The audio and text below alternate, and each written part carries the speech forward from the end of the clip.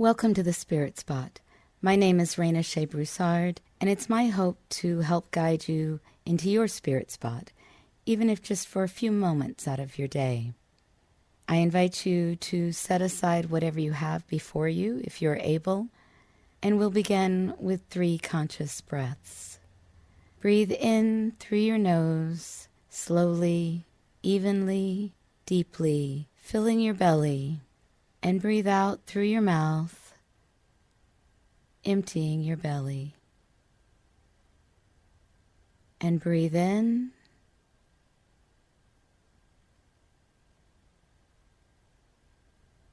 and breathe out.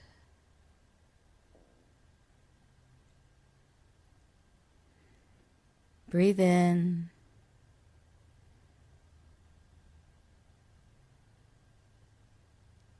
and breathe out.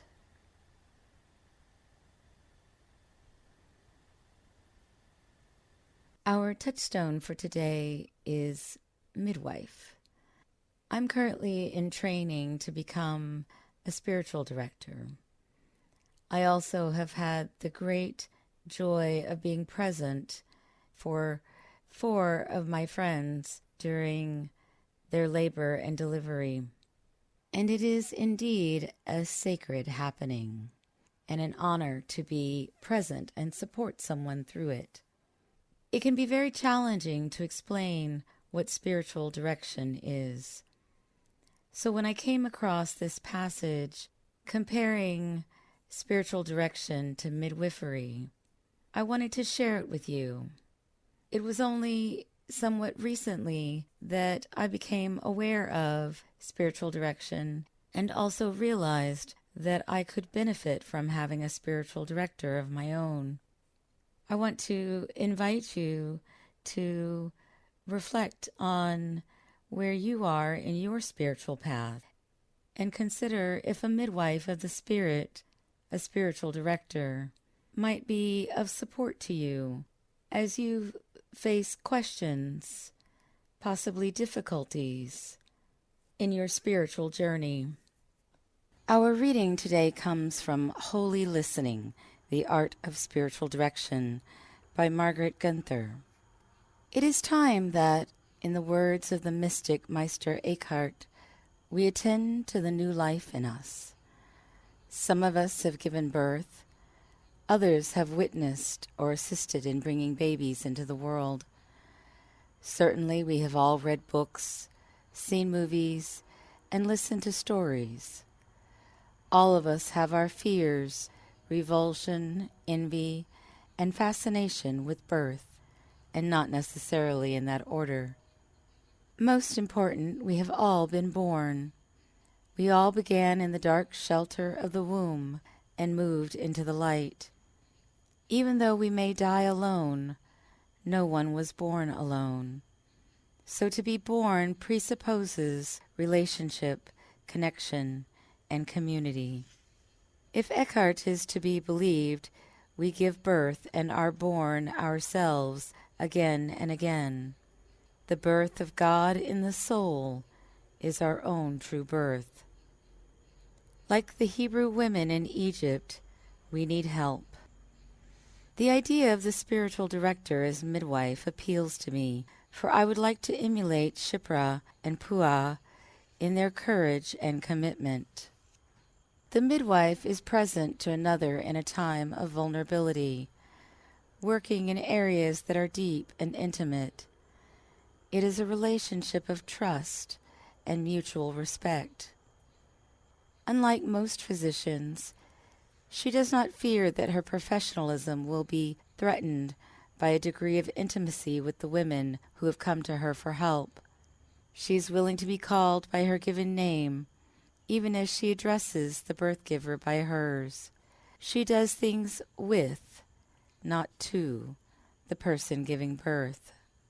The midwife is also a teacher in the best sense of the word, in that she helps the birth giver toward ever greater self-knowledge.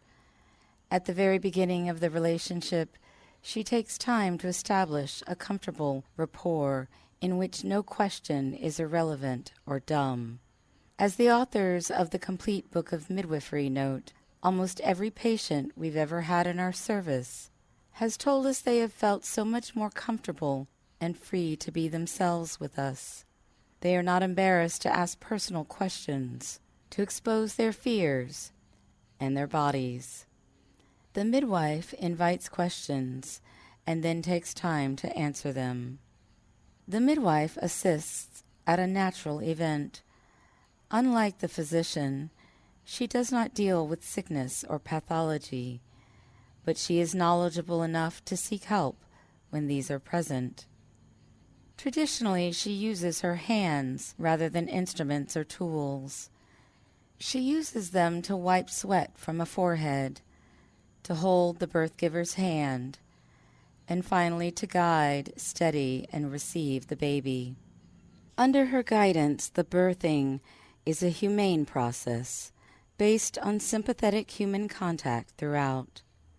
A midwife sees clearly what the birth giver cannot see. She knows the transition period, a time of desolation, of seemingly unmanageable pain and nausea, to be a sign of breakthrough and great progress. She can encourage and interpret when the birth giver feels she has lost control and failed. She knows when the birth giver should push, when she should hold back, when she should breathe deeply, and when to pant in shallow breaths. The mother's body should know this instinctively, but fear and pain may cause her to forget. The midwife knows how and when to confront. The art of confrontation is a delicate one, and it is sometimes mistakenly confused with a clumsy attack. To confront is quite literally to face another.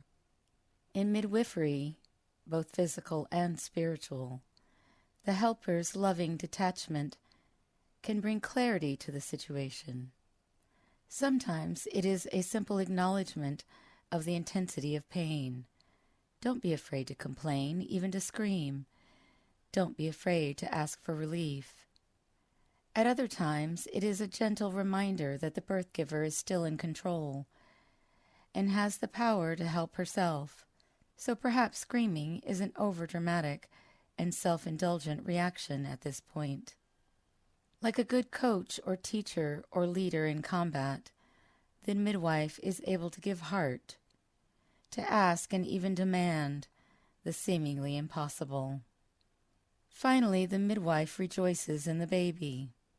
With the birth giver, she is able to celebrate the beauty and absurdity of this tiny new creature.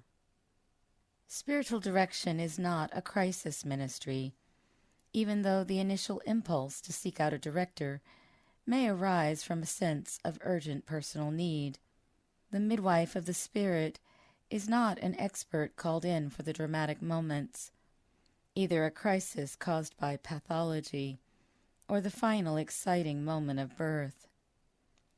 Like a midwife, she works with the whole person and is present throughout the whole process.